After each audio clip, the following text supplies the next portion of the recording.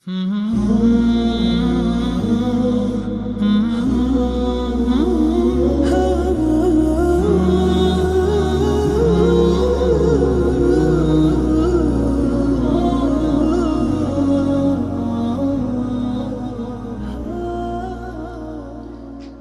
الله الرحمن الرحيم.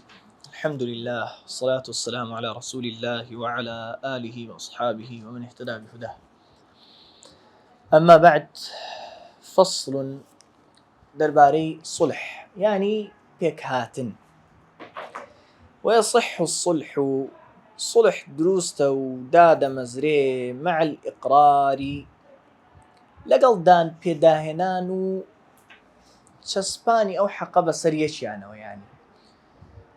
تبقى إقرار بيه، تبقى اعتراف خوي بيه، تبقى شاهد بيه. كاكا جنابت دو دفتر دولاري من قرزاري والله قرزان وإقرار خلاص انجا ولا باصلح بكين قيناك على تشتشي دي بيك بي يعني انك هيشتا قرزك انك تسبابي دو دفتر دولار قرزاري كاكا قرزارني اتو ولا باصلح بكين اخر ما قرزارني ما قربان تبي او حق مالية او حق كبيوني ببارو بولا وهي يا باعتراف يا باقرار يا بغير اقرار بتسبي بسرتها جد في الاموال لبارو بولدا وما افضى اليها. افضى اليه يعني تو سري وبوي قرايو هرچيك بچيتو سر بارو بولو بوي بقرته يعني وكو بلا كاكا لتولي بابد ممكوجا من اودا باري ددم اتون كشرع بديلي باري بو قصاصه داناو دي داناو وانيا نقبله والله لتولي زنا رجم مكان برد باران مكان اودا تام باري ددم يخلو باسه هيت فيوني ببارونيه كابو صلح لبابتك دادك لك هر خودي باري وكو قرز يان دچێتەوە سەرپارەوەکو لە تۆڵە کوشتەوە توانای لە تۆڵە نەیکوژیەوە و دی لێوەربگری خوێنی لێوەربگری ئەنجا دەتوانن لەسەرەوە پێک بێن ناتکوژینەوە سەرەتوو بە ناحەق و بە ئەنقەز بابمان کوشتووە ناتکوژینەوە بەس دەبێ ئەوەندە پارەیەمان دێ ئاساییە با لە دیە شەرعیەکە زیاتر بێ یعنی وا دابنێن دی شەرعی دەکاتە 20 دەفتەر دۆلار وا دابنێن ئاساییە شەرتی لێ بگرن ناتکوژینەوە بەس دەبێت 40 دەفتەر دۆلارمان بدەین ئاساییە لە دیە شەرعیەکە زیاتری لێوەربگرن. وهو نوعان صلح دو جۆرە إبراء ومعاوضة لێخۆشبوون و قەرەبووکاری چۆنەوە فالإبراء لێخۆشبوون اقتصاره من حقه على بعضه اقتصر عليه يعني بس يعني هەر ئەوەی کرد هەر ئەوەی وەرگرت هەر ئەوەی بەکارهێنا هەر ئەوەی باس کرد لە حەقەکەی خۆی بەعضەکی وەرگێ هەندێکی وەرگێ لەوەکەی کە لی خۆش بێ بۆی پێڵان گردن ئازاکردن و لێ خۆشبوون یعنی وەڵ کاکە تۆ دوو دەفتەری من قەرزارنی بەرەوەڵای دەفتەری تۆ قەرزار لە دەفتەری چیانم بدەوە ئەوەی دیکە بۆ خۆت ئەوەی دیکە گردنم ئازاکردی یا دەتوانێت لە هەمووشی گردنی ئازاکە خێریشە قەرزار بنی با قەرزارم تاوە پێک هاتین هیچم مەدەوە ئەوە لێ خۆشبوونە. ولا يجوز تعليقه على شرط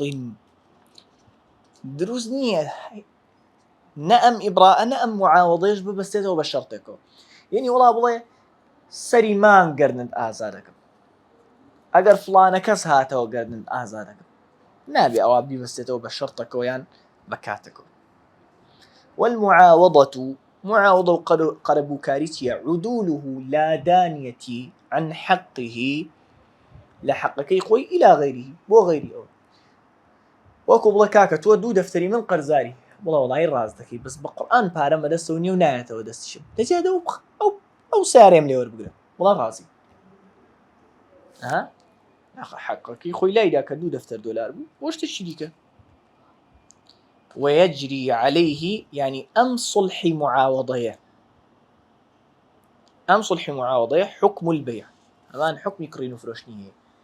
يعني ناکرێ برێ لە جیاتی یا وڵاوەرە و سەگەم لێوەربگرە هەمان شەرتەکانی کڕین و فرۆشتن دەبێ بێتە دیلەوە کە شتەکە پاک بێ و هی خۆی بێ و إلى آخره. ئەنجا هەندێک شت باز دەکا کە ئەمڕۆ زیاتر بێنی بە لایەنی شارەوانی و ئەوە هەیە لەو جانی بۆ ڕێکخراوە دەڵێ ويجوز للإنسان بۆ مرۆڤی موسڵمان مسلمان بێ چونکە ئەهلی ذیممە کە لەژێر سایی دەوڵەتی ئیسلامی دەژین بووە نییە لە گەڕەکی مسلمانان ئەوە بکەن ئەگەر لە گەڕەکی خۆیان ئەوە بکەن بۆ مرۆڤی مسلمان دروستە لە گەڕەکی مسلمانان ئەی یوشریع ڕەوشەنن ئەشرعه یعنی درێژی کرد هێنایە دەرەوە ڕەوشەنێک بالکۆنێک زیادەبانێک بهێنێتە دەر نەک لە ئەرس قاتی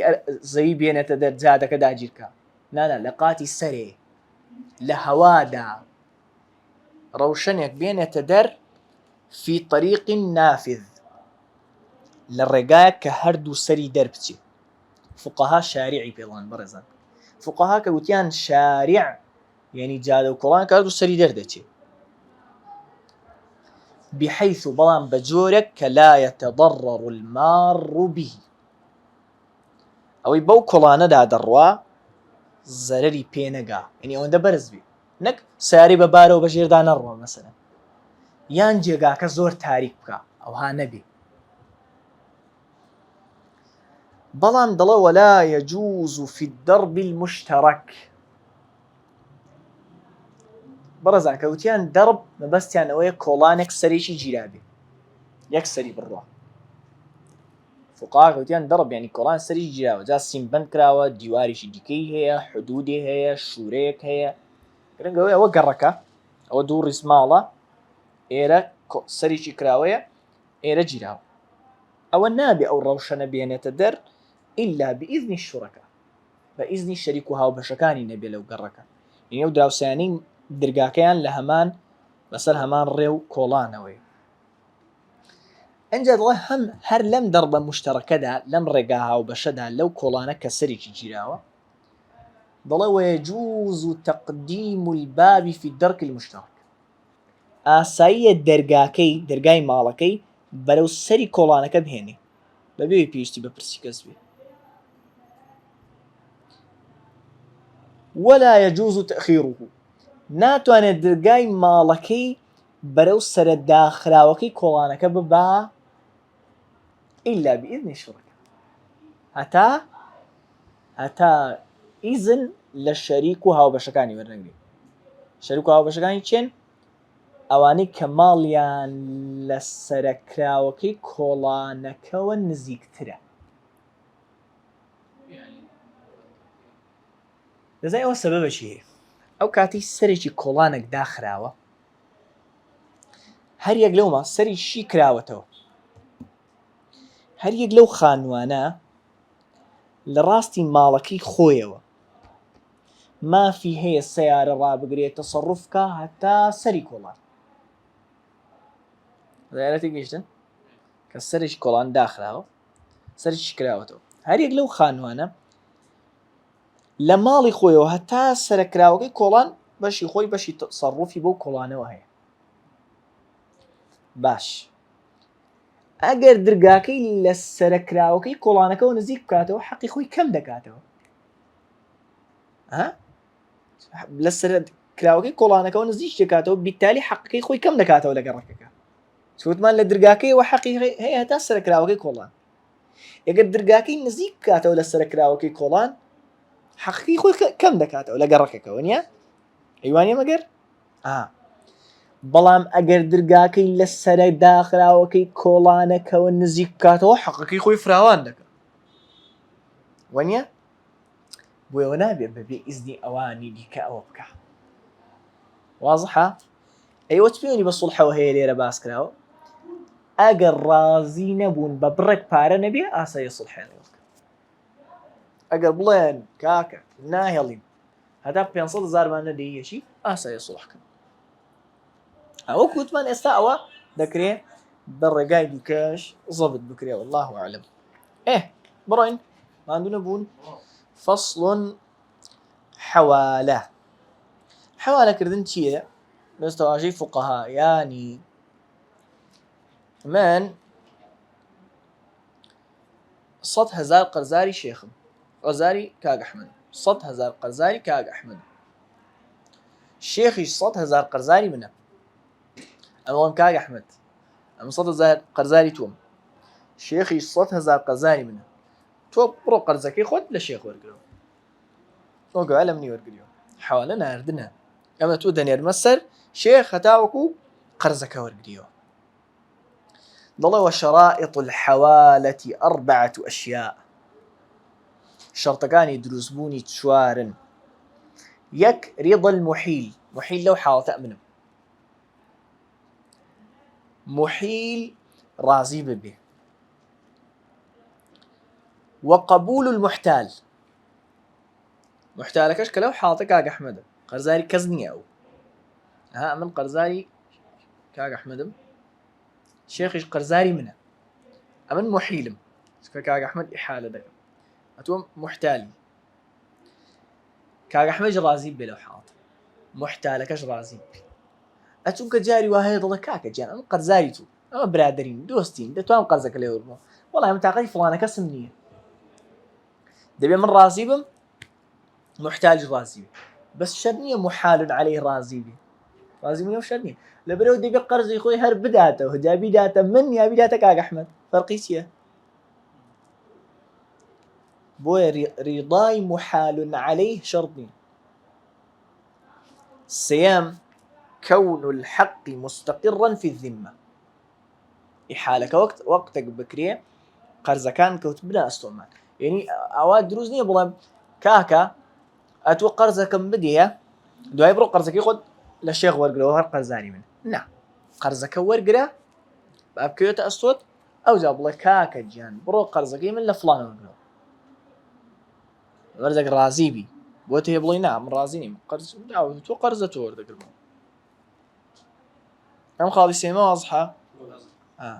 شوارم واتفاق ما في ذمة المحيل والمحال عليه في الجنس والنوع والحلول والتأجيل اتفاق وكو يكبوني أوي الذي مولى أستوي محيل دا كم نملو حالته والأول أستو لا قردني محال عليه دا كالشيخ لو حالته لا تداوكو يقبل أو كالأستوي منه أو داية في الجنس لا أصلي اشتكى هو قنم والنوع جوري قنمكش فلانة نوعي ورشا قولا مثلا باري دينار بلام شرني قدريان وكو يقبي شرني اندازان وكو يقبي يعني ده شيء من 200,000 قرزاري كاق أحمد شيخ 400,000 قرزاري سيء بلام كاق أحمد برو 200,000 كي خل لشيخ ورقله أو 200,000 من 200,000 قرزاري من دمين يا شيخ سيء شرني لقدر لأندازه وكو يقبي والحلول حلول يعني كاتي دانوا وكو يك كاتي دانوا شانات بيه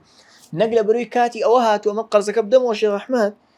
كاتي ونات والشيخ قرزك بداته من أمن كاك أحمد من المديار شيخ بلو قرز من دول إيش الشيخ وكاتي الله كاكا من كاتي دانوا قرز من هاتو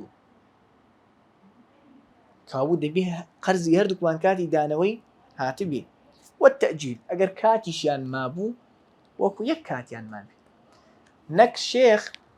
قرار به 6 مانجی دیکە قرزی من داتەوە ئەمن قرار 2 مانجی قرزی کاک ئەحمەد بدەمەوە بەڵام 2 مانجیکە بڕۆ قرزە شێخ وەرگرەوە بۆ شێخ 2 مانجیکە قرز بداتەوە واضح بەڕێزان دەڵێ وتبرأ ذمة المحيل ذمە و گەردنی محیل کە منم لەو حاڵەتە لە قەرزی کاک ئەحمەد پاک دەبێتەوە تەواو کاک ئەحمەد چوو قەرزەکەی لە شێخ وەرگرتەوە هەم شيخش قرزاري من نامين اگر اندازه كان وكو يقو يعني اگر 200,000 ب 200,000 اگر 600,000 قرزاري من بو شيخ كاك احمد 200 مني ليه ورقرتو 400 قرزاري من دميني تواو من محتال محيلي او محال عليه او محال عليه احاله عليه يعني فصل ضمان الديون ضامني كأجر فلانة كس قرزكي ندايوه أمن قرزك الدم أجر فلانة كس قرزكي ندايوه أمن ورا لمني ورقله أمن قرزك الدم أو ضمان ويصح ضمان الديون المستقرة في الذمة دروس تداناني ضمان يا ضمان كردني قرزك ككوتبية أستو شرنية كوت يار كوتية أصلي شرنية بفعلي كوتية أصلي حاجات أو معتمد نية هر لازم بيه هر أو باري يعني بو نمونة ئاساییە بە ئافرەتێک بڵێ ئافرەتێ دێتە لای پیاو معقولێک بێ وەڵڵاهی من ڕاستی پێم باشە شوو بە فڵانە کوڕ بکەم بەس وەڵڵاهی دەترسێم مارەی یەکەم نەداتی هێشتا مارە نەکراوە نییە یا مەسەلەن مارە کراوە ئافرەتەکە بەس دەڵا من قایلیم بگوازرێمەوە لەبەر سێ مارە یەکەم نەداتی ئاساییە یەکێ بێ بڵێ دادە قایل بە بگوازرێەوە ئەگەر مارەیەکی نەدای ئەم مارەیەکە دەدەم خۆ هێشتا بە فعلی مارەی نەکەوتۆتە سەر ئەو پیاوە لە هەندێک حاڵەتدا بەڵام لەبەرەوەی تەواو یعنی قەرزە لازیمە مستەقبەلەنیش بی هەر دەکەوێتە سەری با ئێستاش نەکەوتوێتە سەری ئاساییە زەمانی بۆ دابدرێت واضحە ئەوە مەشایخی کرام بەمەرجێک ئیذا عولم قەدرها ئەندازەی ئەو قەرزە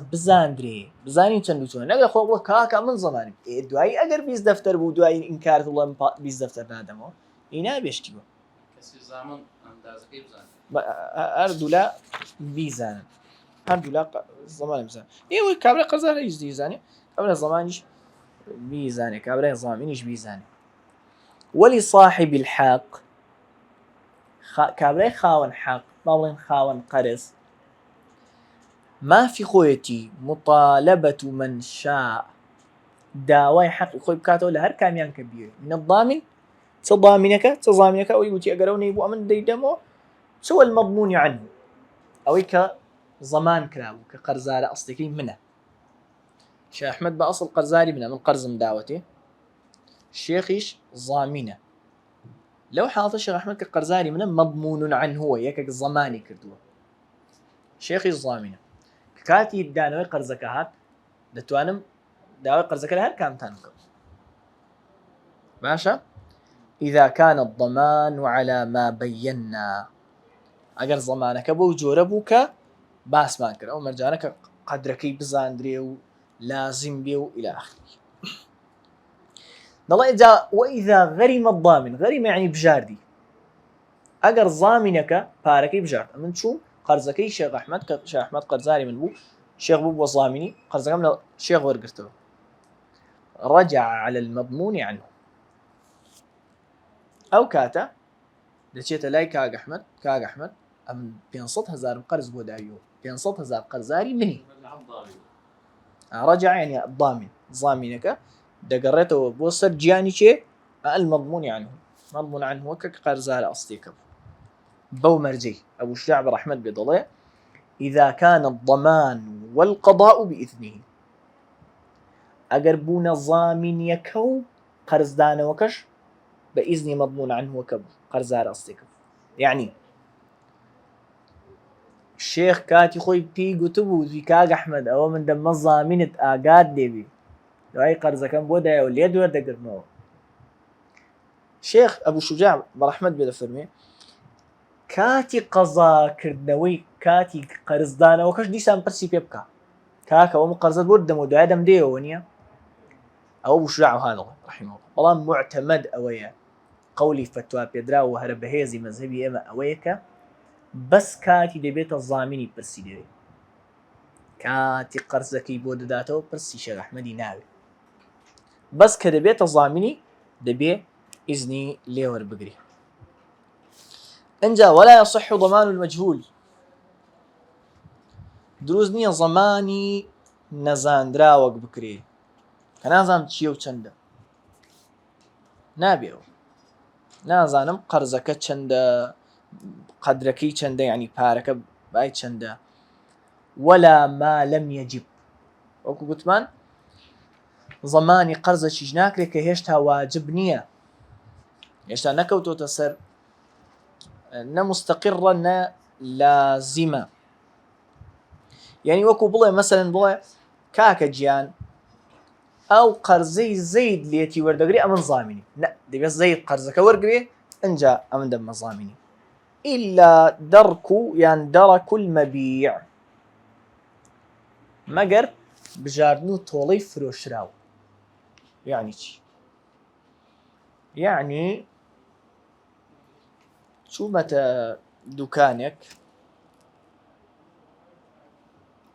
کابرای ساحب دوکان باش ناناسم برادریکی منیشی لێیە لە دوکانەکە دانیشتووە دیارە لەگەڵ ساحب دوکانەکە برادر ئەم دەمێ ئەشیاشی بکەم تۆزێک سعری هەیە دوو دڵم وەڵاهی نازانم ئەگەر ساختە دەرچوو ئەگەر ئاساییە برادەرەکەم بڵێ لی بکڕە ئەگەر ساختە دەرچوو ئەمن پارەکە دەدەمەوە. ئیستیثناکە لەکوێیە؟ خۆمەشە نەم کڕیوە هێشتا هیچم نەکەوتۆتە ئەستۆ لە شتی فرۆشراودا لە قەرەبووی کڕیار و فرۆشراودا ئاساییە پێش عەقدەکەش پێش کڕین و فرۆشتنەکەش یەکە بۆتە زەمان. یعنی برادەرەکەی من بڵێ لە فڵانە دوکاندارە فڵانە شت بکڕە ئەگەر عادی دەرچوو بێکەڵک دەرچوو ئەمن پارەکە دەدەمەوە وەلەو هێشتا عەقدەکەش دانەمەزراوە هێشتا عەقدەکەش نەکراوە ئاساییە لەو حاڵەتەدا زەماندا بدرێت. تێگەیشتین؟ ئەوەش ئەو باڵێ مەملی خۆیان باش. فەصڵ ئەمەش ئینشاءڵڵا باز دەکەین کەفالەت باز دەکەین و دەوەستین. کەفالە یعنی گرێنتیکردنی هێنانی یەکێک بۆ جێگایەک. یعنی کاک ئەحمەد ئەوەندەتان قەرزارە باشە ئەمن کەفیلیم یەکی نۆ بۆتان دێنم یەکی نۆ قەرارە قەرزتان بداتەوە ئەمن یەکی نۆ کاک ئەحمەدتان بۆ دێنم قەرزی بۆ نادەمەوە ئەمن قەرزەکەی لەسۆ ناگرم ئەمن کەفیلی ئەوەم یەکی نۆ بۆتان بێنمە فڵانە جێ ئەوە کەفالەت. دەڵێ وەالکەفالەة بالبەدەن کەفالەت بە جەستە کەفالەت مەبەست لە کەفالەت هێنانی جەستەیەتی جائزة إذا كان على المكفول به لو حاطك على أحمد أجر مكفول به تشيل سربيه حق لآدمي حقي آدمي زادي تشي ما حقي خوات وحق تشي بو بزور دي يعني مثلا سندس بريني يسر ونقرينا تزي دولاني لا نشي حقي آدمي لا نشي حقي خوات أو حقي آدمي أو شتي تزيويتي بيداتو كامل دەست بڕینەکە حەقی خوایە دەست بڕینی لێسەر شتەکەی داوەتە کابرا بۆ من کارم کون وەکن وەلای شێخ ئەحمەد هەر دەبێت دەستی بەفەڕ خوا لە حەقی خۆی خۆش دەبێت بەس مەقسوود چییە؟ مەقسوود ئەگەر حەقی ئادەمیشی لەسەر وەکو پیاوێکی کوشتووە لە تۆڵە دەبێت بکوژرێتەوە یا قەرزارە دەبێت لەو کاتەدا قەرزەکە بداتەوە حەقی ئادەمیشی لەسەر بوو جائزە. ئەگەر نەمتوانی لە مەوعیدی دیاریکراودا بیهێنم ئەگەر نەمتوانی لە مەوعیدی دیاریکراودا بیهێنم ئەوە ئەمن بەند دەکرێم دەگیرێم هەتا بێئومێد دەبین تازە شێخ ئەحمەدمان دەست ناکرد خەلاص ناکەوێتە دەستمان ئازادیکەن دروستیش نییە نابێ داوای حەقەکە لە من بکرێ کەفیلی هێنانی بووم کەفالەتی حەقەکەم نەکردووە. الحمد لله رب العالمين سبحانك اللهم وبحمدك أشهد أن لا إله إلا أنت استغفرك وأتوب إليك.